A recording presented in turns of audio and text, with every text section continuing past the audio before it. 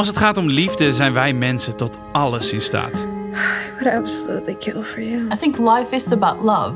Because the most happiest times I've had is when I've been in love. Maar soms word je gedwongen om wel heel ver te gaan voor de liefde. Dit zijn 5 van de meest bizarre daden voor de liefde op Netflix. De Tinder Swindler. I love dating. The moment I get nervous, then I know that there's something special here. And I love being nervous. That's the thing. Cecily leert een charmante man kennen via Tinder. Hij heet Simon en hij vraagt haar op een bijzondere date. Hij zegt een rijke zakenman te zijn in de diamantenindustrie. Hij is lief, attent en het klikt gelijk.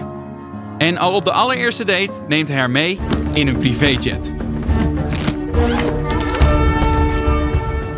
I have a messenger group with my girlfriends. My friends are freaking out. De reis was fantastisch. Het lijkt wel een sprookje en al gauw krijgen ze een serieuze relatie. It's just amazing. I think life is about love. Because the most happiest times I've had is when I've been in love. Maar het zijn van een rijke zakenman lijkt ook gevaren met zich mee te brengen. In the middle of the night, I get a picture of Simon's bodyguard hurt. And I'm like, what the fuck? Er is geen tijd tot nadenken, want vanwege zijn veiligheid heeft hij direct een grote hoeveelheid geld nodig. Hij kan zijn eigen geld niet gebruiken en vraagt haar om tienduizenden euro's aan leningen af te sluiten. Tijdelijk. I'm his girlfriend. Of course you would ask me. Like, you trust me and I trust you. So, of course we're gonna help each other. It wasn't even a question. Cecily moet heel ver gaan voor de liefde. Maar is Simon wel echt wie hij zegt dat hij is? Of is er veel meer waar zij niks van af weet? It was like horrible, you know. Because in a sense I still loved him, you know. The Serpent. Marie heeft een relatie met een mysterieuze man, Charles. They ask themselves what a beautiful woman like you is doing with a half-breed like me.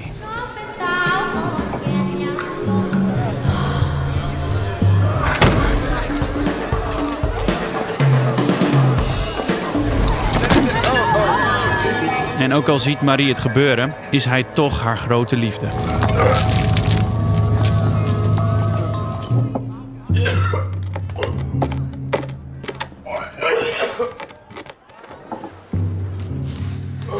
En om hem tevreden te stellen laat ze zich meeslepen in zijn praktijken.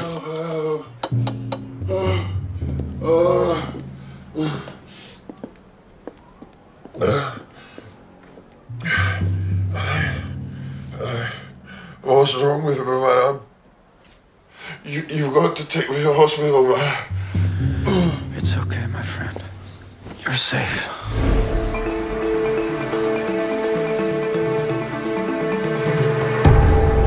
What the fuck have you done to us? Don't, please. That was your medicine. Your medicine makes us sick. What's happening here? Monique. Why haven't they drunk their medicine?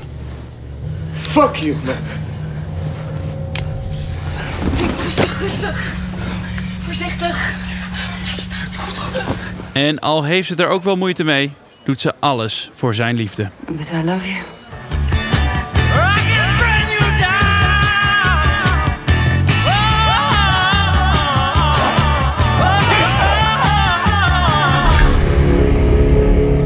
Breaking Bad. In Breaking Bad heeft Walter het leven goed voor elkaar. Een liefdevolle relatie, een goed seksleven. Keep it going. En om net rond te kunnen komen is hij scheikundeleraar en heeft hij een bijbaan als autowasser. Maar van de een op de andere dag stort zijn leven in. Lung cancer. Om zijn familie niet ongerust te maken, verzwijgt hij dit. Hey. How was your day? It's fine. Er is niet genoeg geld voor een behandeling. En als hij wegvalt, zal zijn familie nog minder goed kunnen rondkomen. Dus gaat hij tijdelijk iets heel bijzonders doen om geld na te laten voor zijn geliefde.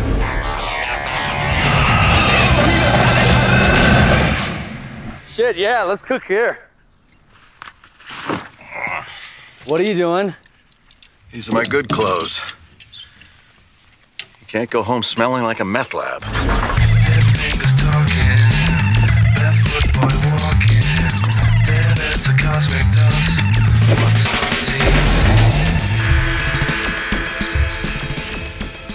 This is glass grade. And you got... Jesus, you got crystals in here 2 inches, 3 inches long. This is pure glass. You're a goddamn artist. Wat bedoeld was als een tijdelijke oplossing uit liefde voor zijn familie, smaakt naar meer. En Walt raakt verstrikt in een steeds dieper en dieper web van leugens. I'm Heisenberg. I want you to pack your things and leave. Okay, can you at least tell me why? Because you're a liar, Walt. You. Hello. Do you work here? Can I help you find something?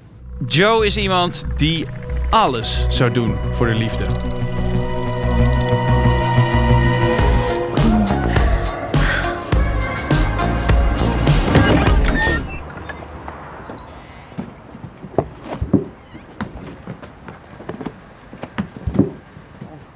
Thank you. I just need to know who you really are. When we live together, your place won't be a pigsty. I'll clean for us. And you won't eat all this frozen shit. I'll cook for you every day. I promise.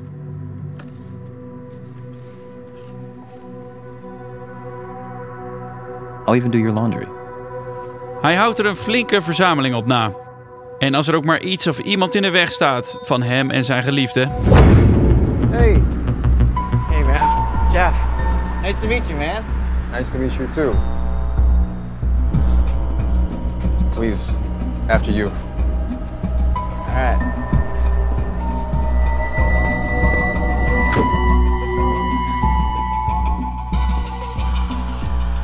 Hey, man, I'm thinking maybe...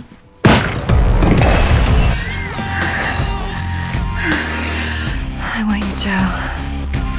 Maar hoe reageert zij als ze weet wat hij heeft gedaan voor haar liefde?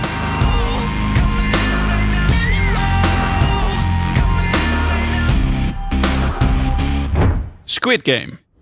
Stel je hebt een gokverslaving en je zit diep in de geldproblemen. 300만 좀 어떻게 해줘. 내가 2달 안에 갚을게. En je moeder belandt ook nog eens in het ziekenhuis. 야, 이래 누워 있으면 월세는 누가 낼 기가? En als klap op de vuurpijl dreig je ook je dochter nog kwijt te raken. 아니 지금 애랑 새 남편이랑 내년에 뭐 다 미국으로 간다 하더라. Dan kan alleen geld nog de 2 mensen redden waar je zoveel van houdt. 내 돈 가져올게. 내 돈 가져오면 될 거 아니야? Maar hoe?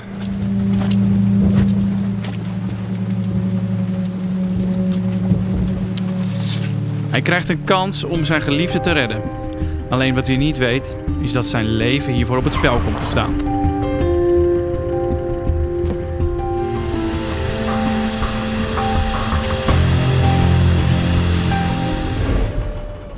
술래가 무궁화 꽃이 피었습니다를 외치는 동안 전진할 수 있으며 이후에 움직임이 감지되면 탈락입니다.